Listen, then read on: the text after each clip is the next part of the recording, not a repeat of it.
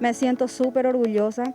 Agradezco muchísimo en nombre de mi grupo al programa Ñapuaque por esta hermosa oportunidad que nos brinda a las mujeres, especialmente amas de casa, ¿verdad? Que tenemos ahora la posibilidad y la oportunidad de emprender en esto tan maravilloso que a mí particularmente y a mis compañeras nos encanta, el curso de jardinería.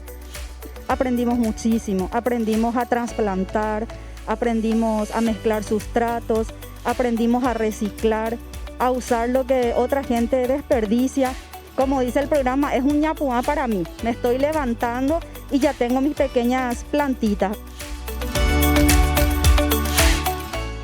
Algo que a mí siempre me gustó, aproveché esta oportunidad, lo que siempre quise saber, el modo de cultivo, el tratamiento, porque esto también lleva su proceso, ¿verdad? Y la manera de preparar, todo lo que abarca lo que es la plantación, lo que es la jardinería. A mí en particular lo que me gustan son las suculentas y los cactus. No bajemos los brazos y que siempre tenemos que tener un objetivo y aprovechar. Estos son los frutos, ¿verdad?, que ustedes ven, y nos ayuda también a las mujeres a tener más fuerzas, a sentirnos más capacitadas, más seguras. Es maravilloso esto.